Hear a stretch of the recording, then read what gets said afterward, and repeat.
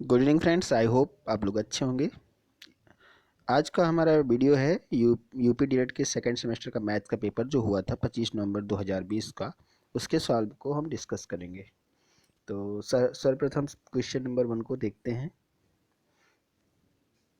यहाँ हमारा क्या है, 0.000001 के वर्ग रूप में लिखना है। तो इसको वर्ग रूप में लिखना है तो सबसे पहले इसको हमने भिन्न के फॉर्म में बदला। जो जीरो के 10 पॉइंट के नीचे 1 लिखा, उसके बाद जितने भी जीरो थे उसको काउंट करके नीचे लिख दिया। आप लोग को जैसे पता भी होगा कैसे बदलते हैं भिन्न को, पॉइंट वाले को भिन्न के रूप में। तो ये हमने किया, फिर इसको वर्ग के रूप में मतलब 2 टुकड़ों में विभाजित कर लिया। तो 1000 गुणे 1000 हो गया और इसका वर्ग फॉर्म हो गया। इसको हमने क्या है पॉइंट के रूप में लिखा, फिर तो 0.001 का होल स्क्वायर आया। तो इस टाइप से ये हो गया हमारा। इसको हम वर्गमूल के भी रूप में लिख सकते थे, नहीं वर्गमूल के रूप में लिखना ठीक नहीं रहेगा क्योंकि वर्ग के फॉर्म में ही लिखना है। तो ये ही मेथड सही है। अब हम लोग क्वेश्चन 2 पे देखते हैं। 3/-4 है, -5/-4 का मान ज्ञात कीजिए। ठीक है, तो इसमें क्या है, -3/4 है, फिर माइनस यहाँ जो है -5 और -4 का माइनस कट गया तो ये -5/4 बचा। फिर इनका जो है हर बराबर है तो इसको आराम से -3 -5/4 कर देंगे तो ये हुआ -8/4। तो ये हमारा आ जाएगा -2। ठीक है, तो इस तरह हमारा इसका जो है चौथा ऑप्शन सही हो जाएगा। अब क्वेश्चन नंबर हम लोग 3 पे आते हैं। निम्नलिखित में 80 और 90 के बीच में अभाज्य संख्याएं ज्ञात कीजिए। तो हमारा क्या है, 1 से 100 के बीच में हम लोग जानते हैं 25 अभाज्य संख्याएं हैं, जिनको हमने यहाँ पर लिख दिया है। अगर आप लोग हो सके तो याद कर लो कि बहुत इंपॉर्टेंट है, ये अक्सर आ जाता है। तो यहाँ हमने देखिए 80 और 90 के बीच में हमारी दो संख्या आ रही हैं, 83 और 89। तो हमारा ये वाला ऑप्शन हो जाएगा 83 89, चौथा ऑप्शन जो है सही हो जाएगा। क्वेश्चन नंबर 4 देखते हैं। इसमें क्या है, 6 का अनुवर्ती निकालना था। तो हमें क्या है, दो तरह के होता है, एक पूर्ववर्ती होता है, एक अनुवर्ती होता है। तो पूर्ववर्ती में क्या है, किसी संख्या से एक घटा देते हैं तो पूर्ववर्ती हो जाती है, किसी संख्या में अगर एक जोड़ देते हैं तो उत्तरवर्ती अनुवर्ती हो जाती है। तो 6 + 1 इक्वल टू हो जाएगा 7। तो यहाँ पर हमारा आंसर केवल 7 वाला ही सही होगा, चौथा ऑप्शन। तो 6 का जो अनुवर्ती होगा वो केवल 7 होगा। अब हम लोग क्वेश्चन नंबर आते हैं 5 पे। यहाँ एक फिगर दिया हो, इसमें एक्स की वैल्यू फाइंड करनी है। तो इसमें देखिए यहाँ पर ये जो हमारा एक रेखा है, इसको एक तिर्यक रेखा काट रही है। तो ये हमारे दो एंगल बनेंगे, ये दोनों एंगल जो है वो एक रैखिक युग्म बनाएगा। तो कोण देखिए डी सी बी प्लस कोण BCA इक्वल टू 180 अंश। ठीक है, ये रैखिक युग्म के तहत हो जाएंगे। उसके बाद देखिए BCD जो है DCB जो है 107 दिया है, और BCA हम फाइंड कर लेंगे, 180 इक्वल टू 180 हो गया। तो BCA बराबर 180 माइनस 107 बराबर 73 डिग्री हो जाएगा।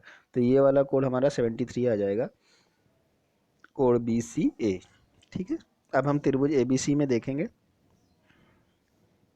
तो त्रिभुज ABC में क्या है, कोण CAB और कोण ABC और कोण फिर BCA, ये तीनों योगफल 180 अंश रहेगा, क्योंकि कोणों का तीनों अंतः कोणों का योगफल 180 अंश होता है।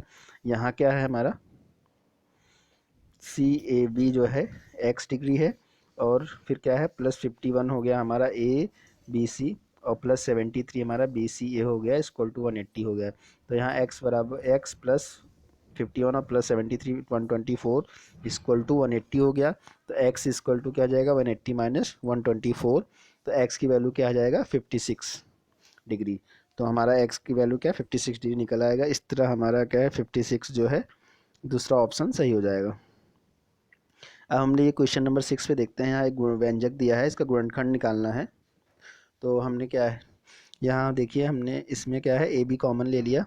तो a की पावर 4 माइनस बी की पावर 4 हुआ, और a square minus B square X square minus Y square के फार्मूले से x माइनस वाई, और फिर क्या है x प्लस वाई, दो गुणनखंड होते हैं। तो इसको हमने इस फॉर्म में चेंज किया। तो a स्क्वायर का whole square minus B square का होल स्क्वायर इक्वल टू क्या हो जाएगा, a square minus B square, और फिर क्या है a square plus B square.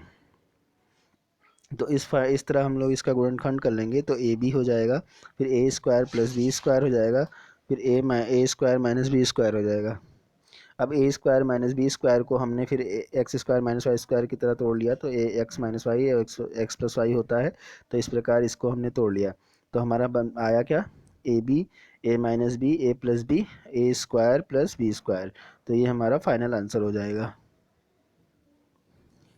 एक आयताकार मैदान की क्या है, मैदान 190 मीटर लंबे तार से घिरा हुआ है। यदि मैदान की लंबाई लंबाई जो है चौड़ाई की 3/2 गुनी हो तो मैदान की लंबाई और चौड़ाई ज्ञात कीजिए।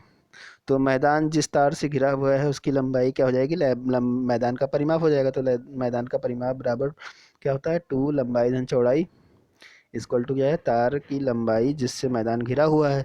तो 2 लंबाई धन चौड़ाई बराबर क्या हो गया, 190 मीटर हो गया। ठीक है, और लंबाई हमारा दिया है क्या है, चौड़ाई का 3/2 है। ठीक है, तो ये दो समीकरण हमारा बन गया।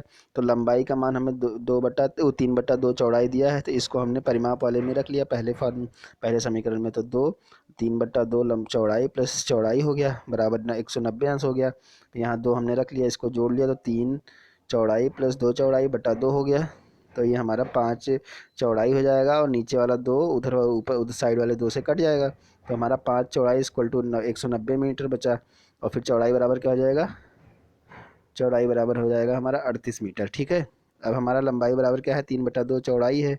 तो चौड़ाई हमारा 38 है, तो 38 रख देंगे। तो 3/2 गुणे 38 हो जाएगा, और 2 से हम 38 को काटेंगे तो 19 से कट जाएगा, और 19 त्रिक हो जाएगा 57। इस तरह हमारी लंबाई जो है 57 मीटर हो जाएगी, और चौड़ाई हमारा 38 मीटर आ जाएगा। ठीक है, यहाँ क्वेश्चन नंबर 8 है। 8x plus 21/4 equal to 3x plus 6 है। इसको हमें हल करना है। तो यहाँ हमारा क्या है, x वाले टर्म को एक साथ कर लेंगे, तो 8x माइनस 3x हो गया इक्वल टू 6 माइनस 21/4। ठीक है, तो 8 में से 5 गई, बन गई, तो 5x हो गया, और 24 माइनस 21/4 हो गया। तो ये हमारा 5x और इक्वल टू 3/4 आ गया। ठीक है, तो हम 5 को तिरछा गुणा करेंगे, नीचे चला जाएगा, तो हमारा क्या हो जाएगा, x बराबर 3/20, x बराबर हो जाएगा 3/4, हमारा आंसर हो जाएगा। इसी तरह एक क्वेश्चन नंबर 9 दिया हुआ था, इसमें 2 समीकरण दिए थे, इसमें एक्स वाई का मान फाइंड करना था। तो यहाँ हमारा देखिए, ये हमारा पहले समीकरण है, दूसरा समीकरण है, इसमें हमको काटना है। तो विलोपन विधि का यूज़ करते हुए हम क्या करेंगे, दूसरे समीकरण में जो है हम 2 से गुणा कर देंगे। तो 2 से गुणा करेंगे तो 2 दूनी 4x हो जाएगा, प्लस 4y इक्वल टू 5 दूनी 10 हो जाएगा। ठीक है, और उसको दूसरे जो ये हमारा समीकरण मिला, तीसरा समीकरण है, इसको हम क्या करेंगे, समीकरण 1 से घटा देंगे। ठीक है, तो समीकरण 1 को हमने यहाँ लिख लिया। अब घटाने का है क्या कि चिन्ह बदल जाते हैं, तो ये हमने चिन्ह चेंज कर लिया। ठीक है, तो चिन्ह चेंज किया, तो यहाँ 4x माइनस एक्स हुआ, तो ये 3 गया, और plus 2y minus 2y cut गया। ठीक है, और 10 में से 7 गया, 3 आया, तो 3 एक कम 3 हो गया, x बराबर 1 आ जाएगा। x बराबर 1 की वैल्यू हमने समीकरण 1 में रख लिया। ठीक है, तो हमारा x की यहाँ 1 हो गया, और 2y इक्वल टू 7 हो गया। ठीक है, तो x यहाँ 1 हो गया, और प्लस 2y इक्वल टू 7 हो गया, तो 2y हो जाएगा, 2y 7 माइनस 1 6 हो गया, तो 2 कम 2 2 3 आई 6, तो y बराबर 3 आ जाएगा। तो इस तरह हमारा क्या है, x की वैल्यू 1 आ गई और y की वैल्यू 3 आ गई। क्वेश्चन नंबर 10 को देखते हैं। इसमें क्या था, 5 मीटर गुणे 2 मीटर आयताकार पेंदे वाली एक हौज है, जिसमें 1.5 मीटर 1.5 मीटर लंबाई तक का पानी भरा हुआ है। तो ज्ञात कीजिए कि हौज में कितने लीटर पानी भरा है। ठीक है, तो ये हमें मतलब हौज में कितना पानी भर सकते हैं ये नहीं ज्ञात करना है, बल्कि ये ज्ञात करना है कितना पानी भरा हुआ है। तो मतलब क्या है, 1.5 मीटर ऊंचाई तक का पानी भरा हुआ है। तो पहले हम जितना पानी भरा है वहाँ तक की ऊंचाई का आयतन निकाल लेंगे, और उस आयतन के बराबर ही पानी भरा रहेगा। ठीक है, तो यहाँ हम सबसे पहले आयतन निकालते हैं। तो हौज आयताकार हौज में पानी बराबर क्या होगा, हौज में पानी का आयतन, तो 5 गुणे 2 गुणे 1.5। ठीक है, तो ये हमारा आ जाएगा 15 मीटर क्यूब। ठीक है, तो 1 मीटर क्यूब बराबर होता है 10 लाख के बराबर होता है। इकाई दहाई सैकड़ा हज़ार 10,000 लाख 10 लाख। तो 1 मीटर क्यूब बराबर होता है 10 लाख सेंटीमीटर क्यूब। ठीक है, अब 10 लाख सेंटीमीटर क्यूब हो गया, तो 15 मीटर क्यूब क्या हो जाएगा, मतलब 15 गुणे 10 लाख। ठीक है, तो ये हमारा आ जाएगा इकाई दहाई सैकड़ा हज़ार 10,000 लाख 10 लाख करोड़।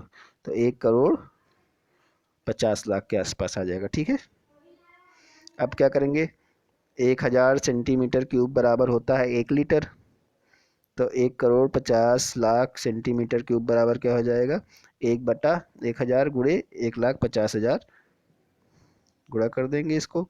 तो यहाँ हमारा क्या है, 3 जीरो कट जाएगा, 3 3 कट जाएगा, तो हमारा क्या आ जाएगा, 15,000 लीटर आंसर आ जाएगा।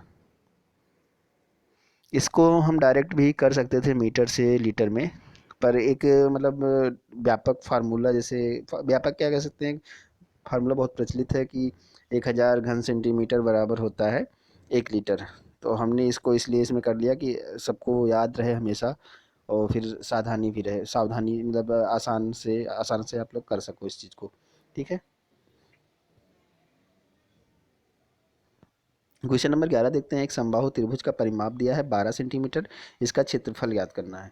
तो परिमाप आपको दिया है, तो परिमाप दिया है तो उससे क्या है, हम लोग बटा 3 कर देंगे, क्योंकि समबाहु त्रिभुज है तो हमारा एक भुजा निकल जाएगा 4 सेंटीमीटर, और समबाहु त्रिभुज का क्षेत्रफल होता है √3/4 भुजा स्क्वायर, तो √3/4 भुजा है 4, तो 4 गुणे 4, तो एक एक 4 कट गया, तो 4√3 सेंटीमीटर स्क्वायर आ जाएगा हमारा समबाहु त्रिभुज का क्षेत्रफल। क्वेश्चन नंबर 12 देखते हैं।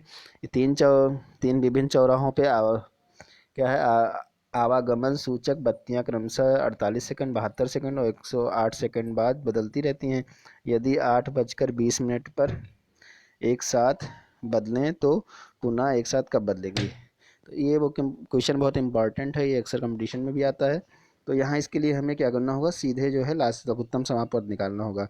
तो 48 और 72, 108 का लाशा जब हम निकालेंगे तो ये है, तो इसका लाशा 432 आया, मतलब 432 सेकंड बाद ये लोग दोबारा एक साथ जलेंगी। तो इसको हम क्या करेंगे, 432 सेकंड को हमने क्या किया, मिनट में बदल दिया, तो 7 मिनट 12 सेकंड आया। तो इस प्रकार जब ये 8:20 पे जली थी, तो दोबारा जो ये 8:27 मिनट 12 सेकंड पे एक साथ फिर से चलेंगी। तो 8 मिनट 22 सेकंड, नहीं 8 मिनट 22 मिनट 12 सेकंड जो है हमारा आंसर हो जाएगा। ऐसे एक क्वेश्चन ये है, दो क्वेश्चन लासा पे आ गए इस बार। तो ये देखिए, एक 4 पहिया की परिध वाला क्रमशः 50 सेंटीमीटर, 60 सेंटीमीटर, 90 सेंटीमीटर और 100 सेंटीमीटर लंबी है। तो कम से कम कितनी दूरी चलने पर चारों पहिया साथ में एक साथ पूरा चक्कर लगाएंगे। ठीक है। तो ये इस टाइप के भी क्वेश्चन में ही लासा लासा ही निकाला जाएगा। ठीक है। तो 50 सेंटीमीटर, 60 सेंटीमीटर, 90 सेंटीमीटर, 100 सेंटीमीटर का हमने लासा निकाला, लघुत्तम समापत निकाल लिया। तो ये लघुत्तम समापत हमारा 900 आ गया। तो ये 900 सेंटीमीटर मतलब चलने के बाद जो है सारे पहिए एक साथ फिर से चक्कर स्टार्ट कर देंगे, या मतलब एक साथ 900 सेंटीमीटर पे ये पूरा चक्कर पूरा कर लेंगे, एक साथ पूरा करेंगे। ठीक है।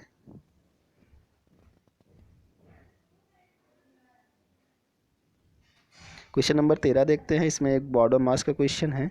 तो इसमें क्या था, 72 डिवाइडेड बाई ब्रैकेट में 38 माइनस,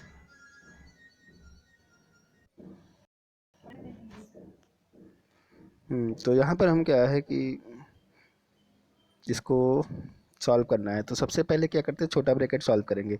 तो छोटा ब्रैकेट हमारा क्या है, छोटे ब्रैकेट में हमारा ये यहाँ 31 माइनस 15 गुणे 5 है। ओ सॉरी, मतलब यहाँ पर हमारा एक, यहाँ हमारा डिवाइड हुआ। सबसे पहले हम क्या करेंगे, छोटे ब्रैकेट को सॉल्व करेंगे। छोटे ब्रैकेट में हमारा क्या, डिवाइड सॉल्व करेंगे। तो डिवाइड में 4 और ये 60 है, तो 15 चौके 60 होता है। तो ये हमारा -15 आ गया। ठीक है। तो -15 गुणे 15 हो गया। ठीक। फिर इसमें क्या करेंगे, 15×5 75 हो गया, मतलब गुणा करते हैं तो 75। अब छोटा ब्रैकेट हमारा एक 31 माइनस 75 हो गया। ठीक है। तो ये हमारा 44 बचा। ठीक।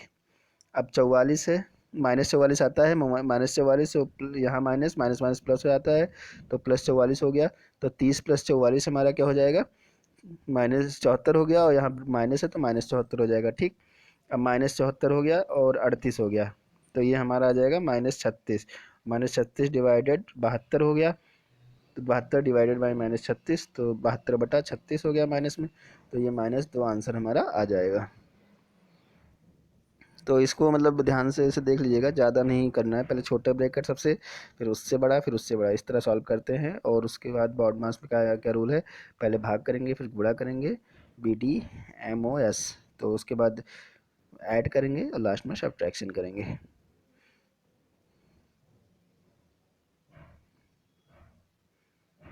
क्वेश्चन नंबर 15 हम लोग देखते हैं।